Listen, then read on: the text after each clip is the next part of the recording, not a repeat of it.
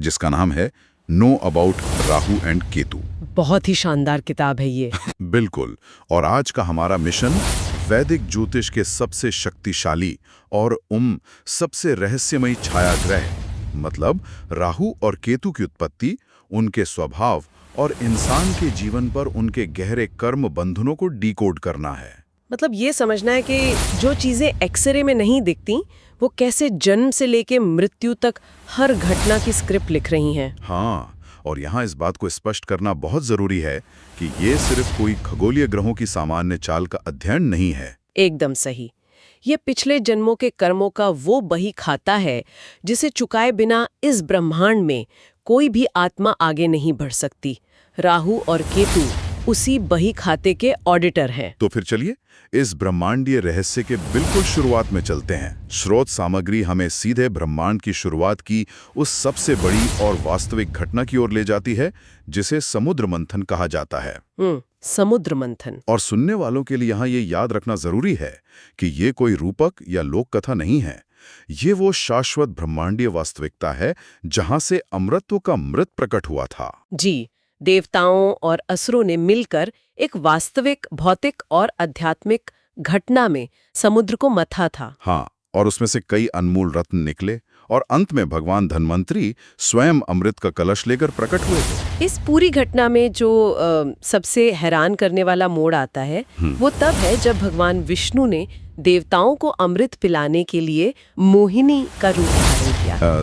देवताओं और असुरों को अलग अलग पंक्तियों में बैठाया गया था ना? जी हाँ, लेकिन स्वरभानु नाम का एक असुर जो अपनी बुद्धि और मायावी शक्तियों में बेहद चतुर था, वो उस मोहिनी के रूप के धोखे में नहीं आया। मतलब उसने एक देवता का भेष धर लिया? बिल्कुल, उसने भेष बदला और चुपचाप देवताओं की पंक्ति में जाकर बैठ गया।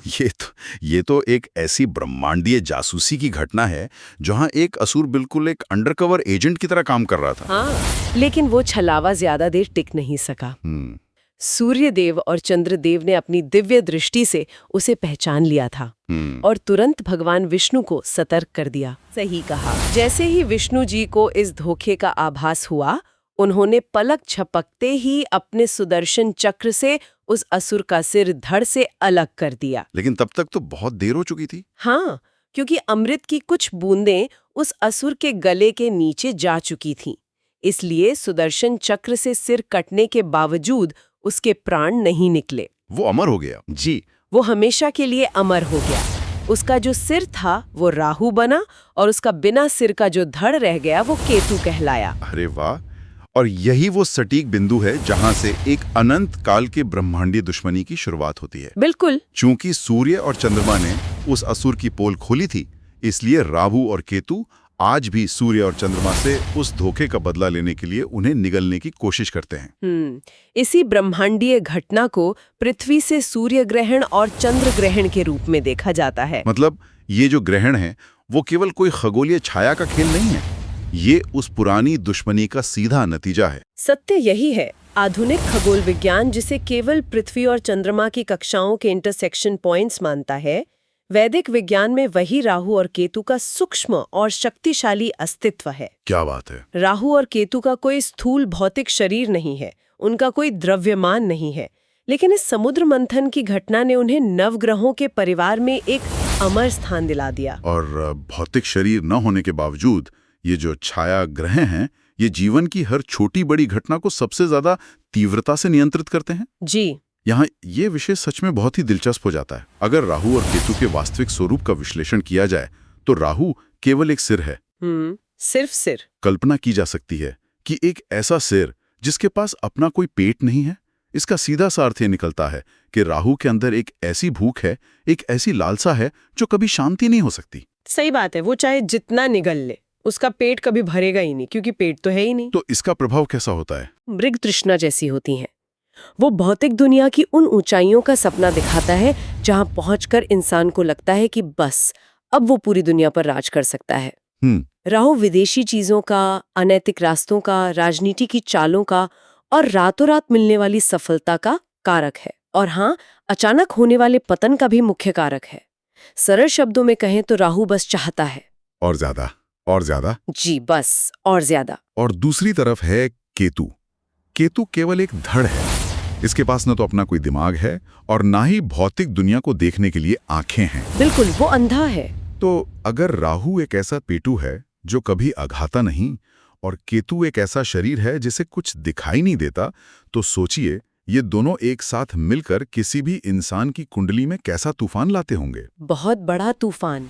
एक तरफ अंतहीन भूख और दूसरी तरफ अंधी चाल। इस परिघटना को अगर बड़े पैमाने पर समझा जाए तो ये दोनों एक ही सिक्के के दो पहलू हैं जो जीवन का संतुलन बनाते हैं। वो कैसे? राहु इंसान को इस दुनिया की वासनाओं में, इस माया जाल में फंसाने का काम करता है। वो दौलत, शोहरत और सफलता की चरम सीमा तक ले जाता है ताकि इंसान सब कुछ पाकर एक दिन ये महसूस कर सके कि असली खुशी इन भौतिक चीजों में कभी थी ही नहीं। अरे! और जब वो चरम पर पहुंचकर खालीपन महसूस करता है, ठीक उसी क्षण केतु का काम शुरू होता है। अच्छा, तो क्या इसका मतलब ये है कि जब राहु किसी गुब्बारे में पूरी तरह हवा भर देता है, तब केतु आकर उस गुब्बारे में सुई चुभाकर उसे फोड़ देता है? ये उपमा एकदम सटीक मानी जा सकती है। केतु का मुख्य कार्य ही भौतिक दुनिया से वैराग्य उत्पन्न करना है, डिटैचमेंट। डिटैचमेंट। वो उन प्यारी चीजों को अचानक छीन लेता है या उनसे इंसान का मोहभंग करवा देता है। और ऐसा क्यों होता है? ताकि आत्मा भौतिक बंधनों से मुक्त होकर मोक्ष की ओर बढ़ सके, लिबरेशन। तो केतु का कोई दुनियावी लक्ष्य नहीं है? बिल्कुल नहीं। केतु का कोई सांसारिक या भौतिक लक्ष्य नहीं होता। उसका लक्ष्य विशुद्ध रूप से आध्यात्मिक है। केतु पिछले जन्म के कर्मों का हिसाब बराबर करने आता है। मतलब जो सबक हम पहले नहीं सीख पाए। जी, जो कड़वे सबक पिछले जन्मों में नहीं सीखे गए, केतु बिना आंखों के लेकिन अपनी अचूक कर्मिक सटीकता के साथ वे सबक सिखाता है। इसका सीधा सा मतलब है कि किसी भी इंसान की जन्म कुंडली में ये दोनों छायाग्रह जहां भी बैठेंगे, वहां जीवन का एक बहुत बड़ा कर्मिक ड्रामा घटित होने वाला है। हाँ, 100%। तो चलिए डॉक्टर अदावल की इस पुस्तक के आधार पे कुंडली के कुछ महत्वपूर्ण भावों में इनके प्रभाव को डीकोड करते हैं। जी बिल्कुल। उदाहरण के लिए, अगर राहु लग्न में यानी पहले भाव में बैठा हो, तो ये क्या प्रभाव डालता है? पहला भाव तो स्वयं इंसान के व्यक्तित्व का होता है ना। लग्न में राहु का होना एक बहुत ही शक्तिशाली स्थिति है। चूंकि राहु एक सिर है और पहला भाव इंसान का स्वयं है, तो ये इंसान के अहंकार और महत्वाकांक्षा को कई गुना बढ़ा देता है। ये किसी को अचानक बहुत ऊंचाई पर ले जा सकता है, उसे जनता के बीच बेहद आकर्षक और प्रसिद्ध बना सकता है। लेकिन इसकी कोई कीमत भी चुकानी पड़ती होगी। बिल्कुल। ये इंसान को अत्यधिक अहंकारी, विद्रोही और पारंपरिक नियमों को तोड़ने वाला भी बना देता है। ऐसे लोग अक्सर लीक से हटकर काम करते हैं। और अगर यही राहु चौथे भाव में चला जाए, चौथा भाव तो माता का होता है, घर का और मानसिक शांति का माना जाता है, वहां राहु की क्या भूमिका होती है? चौथे भाव में राहु का बैठना एक तरह से घर के अंदर तूफान लाने जैसा है। ये इंसान की आंतरिक और मानसिक शांति को पूरी तरह से भंग कर सकता है। शांति भंग कर देता है। चूंकि राहु को कोई भी सीमा या बंधन पसंद नहीं है, इसलिए यहाँ वो व्यक्ति को अपने जन्म स्थान या मातृभूमि से दूर भेजकर किसी विदेशी जमीन पर बसा सकता है। अच्छा। स्रोत ये भी बताते हैं कि इस भाव का राहु इंसान को गुप्त रिश्तों या सामाजिक बंधनों से परे जाने वाली गतिविधियों की ओर भी धकेल सकता है। लेकिन एक बात यहाँ थोड़ा थोड़ा भ्रमित करती है मुझे। अगर राहु सिर्फ माया, भ्रम और नियम तोड़ने वाला है, तो फिर किताब में 10वें भाव के राहु को राजयोग से क्यों जोड़ा गया है? मतलब भ्रम से किसी को वास्तविक सत्ता या राजसत्ता कैसे मिल सकती है? ये बहुत ही शानदार सवाल है। देखिए, 10वां भाव कर्म, करियर, सत्ता और राजनीति का होता है। हाँ। और कलयुग में राजनीति या सार्वजनिक जीवन में सफल होने के लिए जिस कूटनीति, चालाकी, जनता की नब्ज पकड़ने की क्षमता और इमेज बिल्डिंग की जरूरत होती है ना, वो सब राहु का ही क्षेत्र है। ओह, तो मतलब राहु यहाँ एक टूल बन जाता है। बिल्कुल। 10वें भाव में राहु इंसान को करियर के सर्वोच्च शिखर पर ले जा सकता है। वो समाज में एक अलग मुकाम हासिल करवाता है, क्योंकि राहु भीड़ को नियंत्रित करने में माहिर है। कमाल है। लेकिन कुंडली में सबसे बड़ा खौफ जिस योग का माना जाता है, वो इन भावों से भी परे है। वो है काल सर्प योग। काल सर्प योग। ज्योतिष की दुनिया में शायद ही कोई ऐसा नाम हो जिसे लेकर इतना ज्यादा खौफ और भ्रांतियां फैली हों। ये सच है। जब जन्म कुंडली के बाकी 7 ग्रह, मतलब सूर्य, चंद्र, मंगल, बुध, गुरु, शुक्र और शनि ये सब राहु और केतु के अक्ष के बीच फंस जाते हैं। यानी एक तरफ राहु का सिर और दूसरी तरफ केतु की पूंछ। जी, और बीच में सारे ग्रह, तो ये काल सर्प योग का निर्माण करता है। स्रोतों को पढ़ने पे यह लगता है कि ये कोई साधारण असफलता का योग नहीं है, ये पिछले जन्म के कर्मों का एक बहुत ही भारी कर्ज है। एक भारी कार्मिक डेट। ऐसा लगता है जैसे ये जीवन की गति को पूरी तरह से रोक देता है। जहां इंसान बस ट्रेडमिल पर दौड़ तो रहा है, पसीना भी बहा रहा है, लेकिन पहुंच कहीं नहीं रहा। बिल्कुल, कोई भी मेहनत फलित नहीं होती। तो इस सब का आखिर निष्कर्ष क्या है? क्या कालसर्प योग होने का मतलब ये मान लिया जाए कि बस किस्मत में सिर्फ असफलता और बर्बादी ही लिखी है? यहाँ पुस्तक के आधार पर इस गलतफहमी को दूर करना अत्यंत आवश्यक है। स्रोतों में स्पष्ट रूप से बताया गया है कि कालसर्प योग केवल विनाशकारी नहीं होता। अच्छा। सबसे पहली बात, अगर एक भी ग्रह राहु और केतु के घेरे से 1 डिग्री भी बाहर निकल जाए तो ये योग खंडित हो जाता है और पूर्ण रूप से लागू नहीं होता। ओके। और दूसरी सबसे बड़ी बात जो अक्सर छुपाई जाती है, ये योग महानता का भी सूचक है। महानता का? लेकिन इसका नाम और प्रभाव तो इतना डरावना बताया जाता है। यही तो वैदिक ज्योतिष का रहस्य है।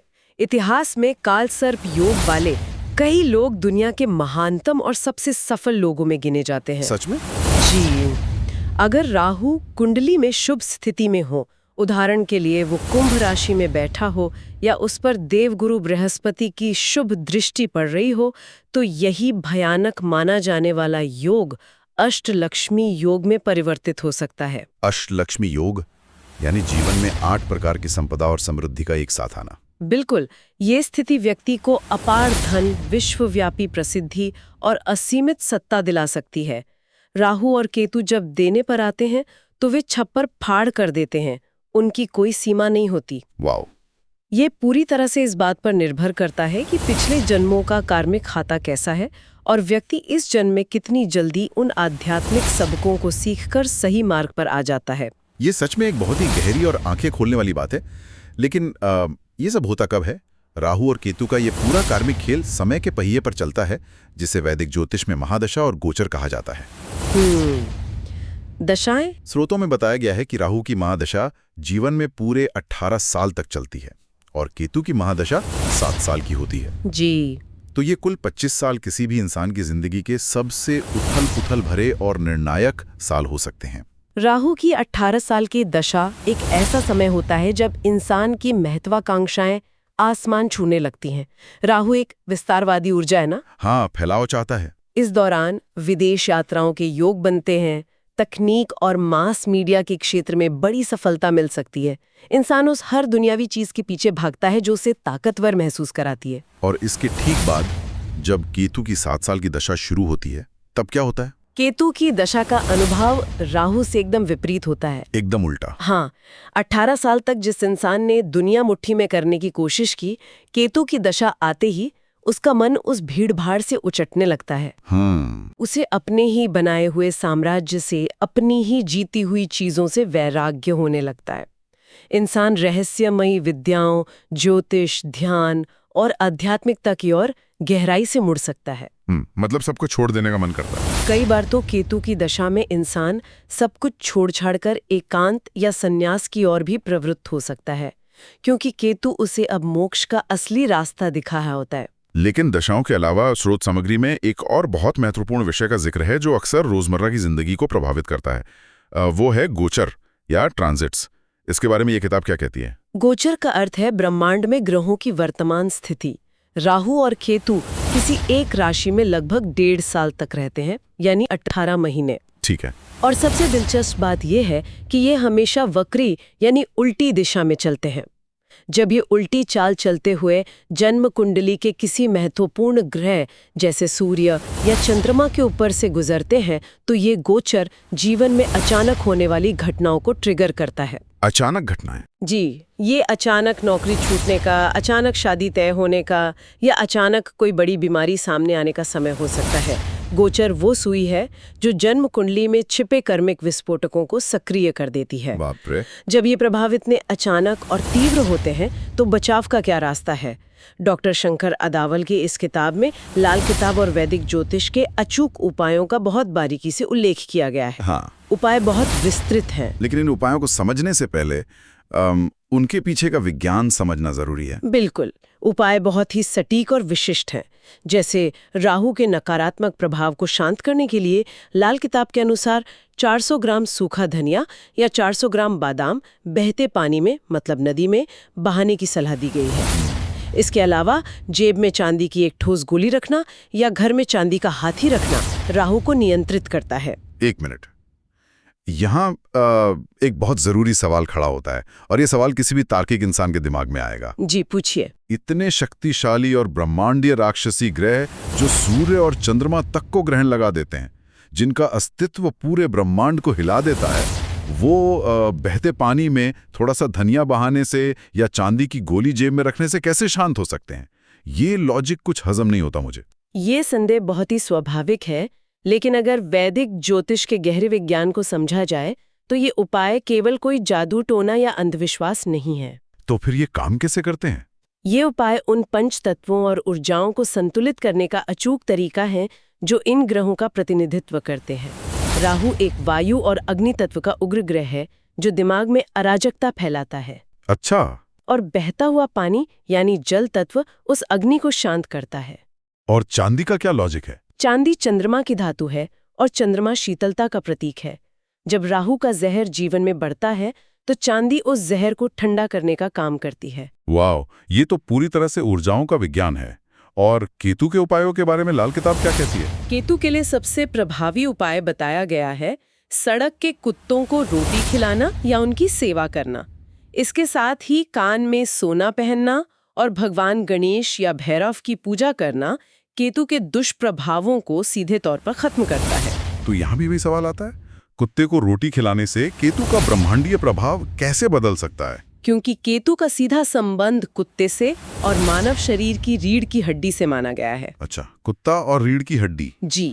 कुत्ता एक ऐसा जीव है जो बिना ज्यादा सोचे अपनी सहज वृत्ति पर काम करता है, मतलब इंस्टिंक्ट पर। और केतु भी बिना सिर का होने के कारण सहज वृत्ति का ही कारक है। समझ आ रहा है। तो जब कोई इंसान सड़क के कुत्तों की निस्वार्थ सेवा करता है तो वो केतु की उस विशिष्ट ऊर्जा को सम्मान दे रहा होता है। वो अपने भीतर की क्रूरता को कम करके उस कर्मिक ऋण को चुका रहा होता है जिसके कारण केतु से दंड दे रहा था। और कान में सोना पहनने का क्या अर्थ है? कान में सोना पहनने का अर्थ है गुरु यानी बृहस्पति की धातु को धारण करना, क्योंकि केवल गुरु के ज्ञान में ही वो शक्ति है जो बिना सिर वाले केतु को सही दिशा दिखा सके। ये उपाय कॉस्मिक ऊर्जा को अलाइन करने का बहुत ही वैज्ञानिक तरीका है। क्या बात है। मतलब जो छोटे छोटे उपाय बाहरी तौर पर किए जाते हैं वो वास्तव में ब्रह्मांडीय स्तर पर पिछले जन्मों के उलझे हुए तारों को सुलझा रहे होते हैं। ये तो एक तरह की कॉस्मिक इंजीनियरिंग हुई ना। यही वैदिक ज्योतिष की सबसे बड़ी सुंदरता और शक्ति है। ये सिर्फ डराने वाली भविष्यवाणी नहीं करता, बल्कि ये इंसान को उसके कर्मों के प्रति सचेत करता है और प्रकृति के तत्वों के माध्यम से उन्हें सुधारने का मार्ग प्रशस्त करता है। आज की इस पूरी गहन चर्चा को अगर समेटा जाए तो ये बिल्कुल स्पष्ट हो जाता है कि राहु और केतु कोई डरावने हॉलीवुड विलन नहीं है। बिल्कुल नहीं। और नहीं ये केवल कागज पर की गई कुछ गणितीय गणनाएं हैं। वे मानव मन के भीतर की दबी हुई वासनाओं, कर्मों के जटिल जाल और अंततः आध्यात्मिक मुक्ति यानी मोक्ष की ओर यात्रा के सबसे बड़े और सबसे सच्चे प्रतीक हैं। जी। समुद्र मंथन की वो कथा और शास्त्र जो कहते हैं वो इंसान के जीवन का अटल सत्य है। राहु वो सब कुछ देता है जो इस दुनिया में चाहा जाता है, ताकि केतु ये एहसास दिला सके कि वास्तव में आत्मा को सबकी कोई जरूरत ही नहीं थी। ये बहुत ही सुंदर निष्कर्ष है। ये पूरी प्रक्रिया अंधी भौतिकता से शुरू होकर परम आध्यात्मिकता तक पहुंचने की एक ब्रह्मांडीय यात्रा है। तो इस डीप डाइव को समाप्त करने से पहले सुनने वालों के लिए एक विचार। आज चर्चा की शुरुआत में बात हुई थी उस एक्सरे मशीन की जो केवल टूटी हुई हड्डी दिखाती है। लेकिन जिंदगी की कुछ सबसे गहरी टूट-फूट किसी एक्सरे में नहीं दिखती। सही बात है। कल्पना कीजिए जब किसी व्यक्ति के जीवन में सब कुछ अचानक से बिखरने लगे, सालों की मेहनत अचानक शून्य हो जाए, या फिर अकल्पनीय रूप से वो सब कुछ रातों रात मिल जाए जिसके बारे में कभी सपने में भी ना सोचा गया हो। तो क्या वो महज एक इत्तेफाक होता है, सोचने वाली बात है। या फिर ब्रह्मांड में कहीं बैठा एक बिना धड़ का सिर और बिना सिर का धड़ ये याद दिलाने की कोशिश कर रहा है कि कोई आत्मा अपने पिछले जन्म का कौन सा पेंडिंग काम इस जन्म में पूरा करने आई है। इस ब्रह्मांडीय खेल को समझना बहुत जरूरी है, क्योंकि छायाएं कभी झूठ नहीं बोलती।